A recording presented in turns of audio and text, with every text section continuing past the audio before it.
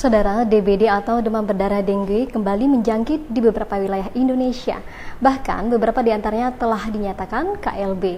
Untuk di Pangkal Pinang ini, walau tidak merupakan KLB, namun warga yang terjangkit tidak bisa dibilang sedikit.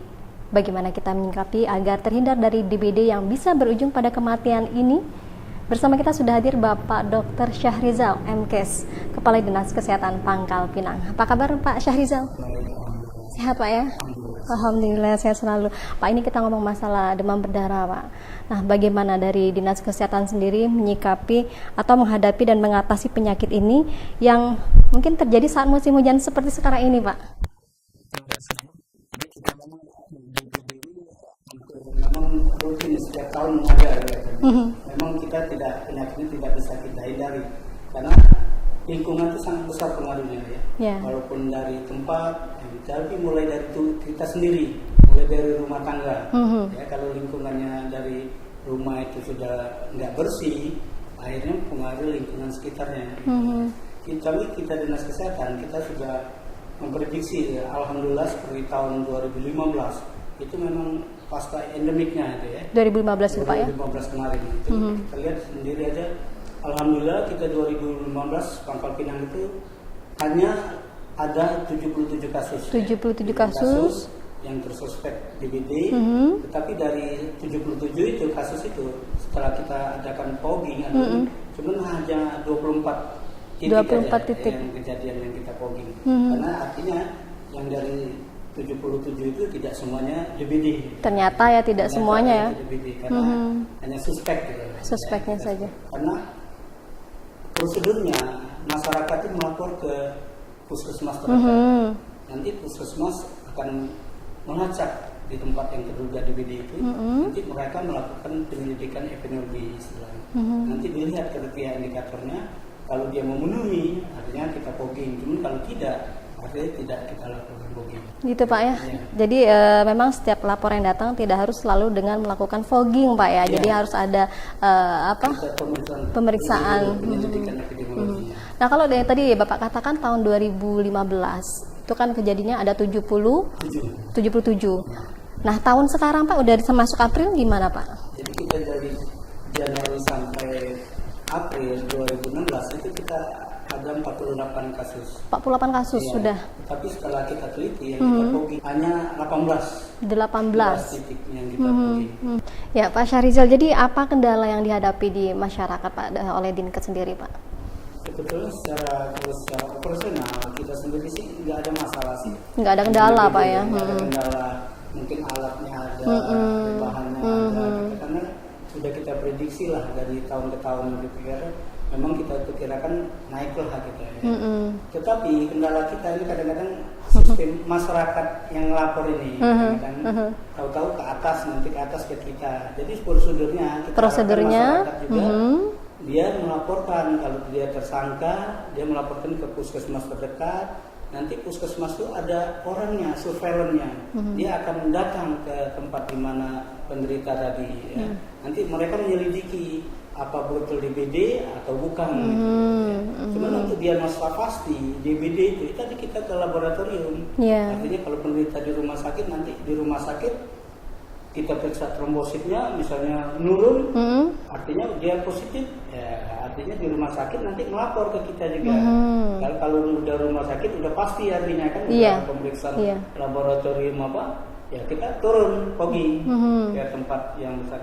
Tapi kita juga harus menerima laporan dari puskesmas juga. Ya kan mungkin masyarakat memang tidak banyak yang tahu Pak. Jadi ketika ada kejadian DBD minta aja langsung di fogging. Ternyata ya memang harus disurvei dulu ya apakah betul gitu ya. Nah, kalau untuk virus DBD ini sendiri kan dikatakan sudah berevolusi belum Pak nih untuk virusnya Pak? Ya, kita untuk virus DBD ya kita belum berevolusi sih ya. Kalau yang berevolusi itu yang kayaknya yang flu burung. Oh iya. Oh ya kali ini enggak Pak ya? Kalau dulu kan dari ke manusia. Sekarang berevolusi dia udah dari manusia ke manusia. Itulah benar-benar sejenisnya. Cuma ini kalau dulu Pak, kita kan melihat ada jentik-jentik apa yang merah-merah itu Pak di ini Pak ya, di kulit kita bintik-bintik merah gitu kan. Nah kalau sekarang tuh gimana Pak? Apa nggak kelihatan lagi ya? Memang sekarang ini gejala timbulnya bintik merah itu udah banyak yang hilang gitu. Nggak kelihatan lagi. Karena pengaruh dari pola makan tadi. Pengaruh dari pola makan. Pola makan. Misalnya Pak?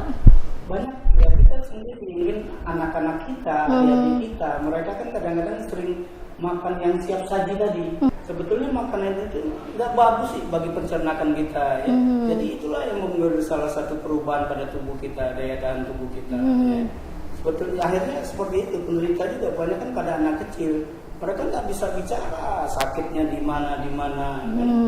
Ya, jadi itulah diagnosa pasti DBD itu kita dari laboratorium, nggak bisa kita lihat-lihat ya. Kita Jadi harus cek darah. Jadi ya. kita juga kalau ada anak panas, adik kita, anak kita, kalau ada panas dikasih obat anti panas turun, nanti panas lagi, itu kita anjurkan untuk bisa cek darah. Cek darahnya. Ya, Karena bisa jadi itu DBD Pak ya, kalau memang. DBD kalau lambat ditanggulangi menjadi dengue shock syndrome DSS. Kalau sudah DSS kemungkinan besar meninggal menyebabkan, karena ya kalau sudah DSS itu pembuluh-pembuluh darahnya udah kolaps, udah nyempit. Ya, biasanya berapa hari Pak ininya Pak untuk terjangkit penyakit itu Pak? Terjangkitnya kita gejalanya sampai 7 hari ya? Iya, dari masa inkubasi artinya dari digigit sampai timbulnya udah hampir 3 harian sudah timbul ya. Udah mulai panas belum Pak? Panasnya sampai semingguan kita. Jadi kita kalau ada anak adik kita panas turun, panas lagi, kita udah suspek untuk DBD lah. Cuman dari sekian penyakit yang istilahnya diagnosa prognosanya jelek, itu DBD. DBD Pak? Mati langsung dia. Masya karena kehilangan cairan cepat sekali. Iya. Kalau sudah berat mungkin ada perdarahan di hidung, ya, epistaxis, ada perdarahan di waktu BAB sudah berdarah, BAB-nya melena, setelah itu udah berat artinya. Artinya sudah telat mungkin Pak ya? Sudah telat, yang itulah kita takutkan nanti dari DBD dia jadi DSS ya, dengue shock syndrome. Wow. Menyebabkan shock, ya udah lama ditangani meninggalnya. Jadi memang dari yang gejala-gejala panas itu kita nggak bisa lihat wah ini panas, apakah ini hepatitis, apa ini tifoid, ya bisa. Yang diagnosa pastinya kita melalui laboratorium. Jadi seperti itu Pak ya. Dan memang masyarakat harus tetap berhati-hati Pak ya, apalagi anaknya ataupun mungkin keluarganya yang terkena panas ya harus cepat-cepat periksa lah Pak ya. Baik. Baik. Kita akan lanjutkan kembali Pak perbincangan ini mengenai DBD ini, tapi kita akan lanjutkan setelah yang satu ini.